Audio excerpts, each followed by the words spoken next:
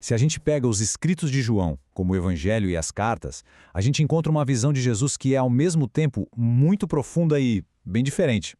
Sabe, enquanto Mateus, Marcos e Lucas contam várias histórias parecidas, João nos convida para um mergulho que é mais simbólico, mais teológico. É o resultado de décadas de reflexão de uma comunidade. E é exatamente essa a pergunta que guia a nossa conversa de hoje. A resposta que João nos dá não é só uma biografia, não. É uma verdadeira revelação da identidade mais profunda de Jesus. A ideia ali é mostrar não apenas o que Jesus fez, mas quem ele é em sua essência. Mas olha que interessante, essa visão teológica tão elevada não nasceu do nada, num momento de paz. Pelo contrário, ela foi moldada por uma comunidade que estava passando por uma crise de identidade gigantesca, um trauma que forçou todo mundo a repensar tudo aquilo em que acreditavam. Então, para a gente entender a teologia joanina, a gente precisa primeiro entender a história por trás dela. A resposta teológica de João é uma consequência direta da crise que a comunidade dele vivia lá no finalzinho do primeiro século. O ponto de virada aqui é a destruição do Templo de Jerusalém, no ano 70. Gente, isso foi muito mais que um evento militar. Foi um trauma civilizacional. O judaísmo precisou se reinventar completamente. E nesse processo de definir quem pertencia e quem não pertencia mais, os seguidores de Jesus acabaram sendo expulsos das sinagogas. Imagina o cenário. Essa expulsão colocou a comunidade de João numa verdadeira encruzilhada.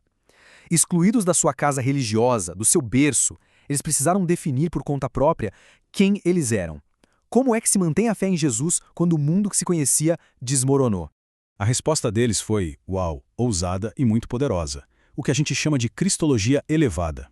A ideia era, se o judaísmo oficial não reconhece Jesus, então a nossa comunidade vai afirmar a identidade dele de uma forma ainda mais radical, não só como Messias, mas proclamando sua plena e eterna divindade.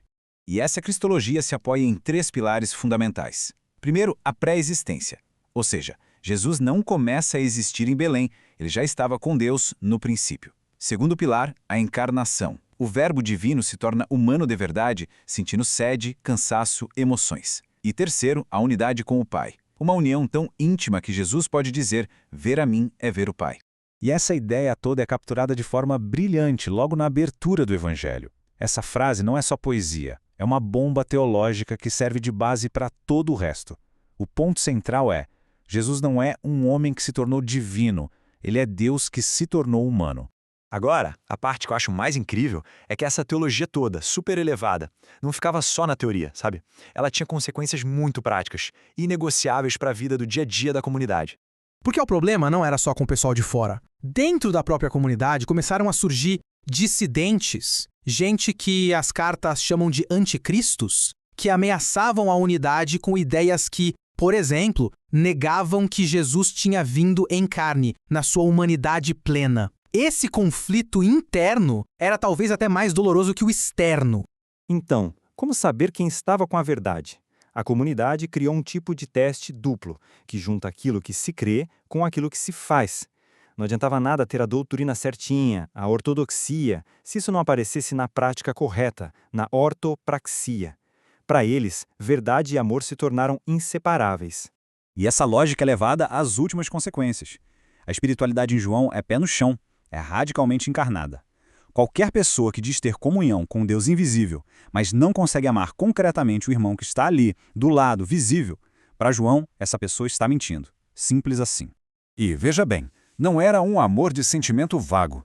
As cartas insistem que esse amor tem que ter manifestações práticas, partilhar os bens com quem precisa, acolher os missionários, ser solidário nas perseguições.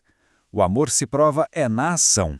Bom, essa teologia que nasceu da crise não mudou só a identidade e a prática da comunidade, não. Ela também redefiniu a própria esperança cristã, o jeito de entender o tempo e a salvação. Para João, vida eterna não é só uma coisa que a gente ganha depois que morre. É, antes de tudo, uma nova qualidade de vida que começa agora. É esse relacionamento íntimo com Deus que já está acessível no presente para quem crê. Isso cria uma tensão super interessante. Por um lado, a salvação já chegou. Quem crê, como diz o texto, já passou da morte para a vida. Mas, ao mesmo tempo, ainda não se manifestou a plenitude do que a gente vai ser. A comunidade vivia exatamente aí, entre a certeza da salvação no presente e a esperança da sua realização total no futuro. E isso é fundamental para a resiliência deles, né? A vitória de Cristo não é um escudo mágico contra o sofrimento. O mundo ainda persegue, as pessoas adoecem, morrem. A promessa de João é outra, é a garantia da presença de Deus em meio às tribulações, não a ausência delas. Então, quando a gente junta todas essas peças do quebra-cabeça, a crise, a cristologia elevadíssima, o amor prático e essa esperança que já começa agora, o que surge é uma visão muito única do que significa ter fé para essa comunidade. No fim das contas, a teologia de João, forjada no fogo da crise, não é um sistema de doutrinas frias e abstratas. É uma teologia viva, existencial. É um convite para um encontro pessoal com Cristo que transforma tudo: quem a gente é, como a gente vive e o que a gente espera do futuro. Portanto, o que essa análise toda nos mostra é que a teologia joanina é um testemunho poderoso de uma fé que encontrou seu centro no meio do caos. E para nós hoje, seja na vida da comunidade, na catequese ou na missão, o convite continua de pé. A pergunta fundamental que o quarto evangelho nos faz não é só histórica, mas é profundamente pessoal. Afinal, quem é Jesus para nós?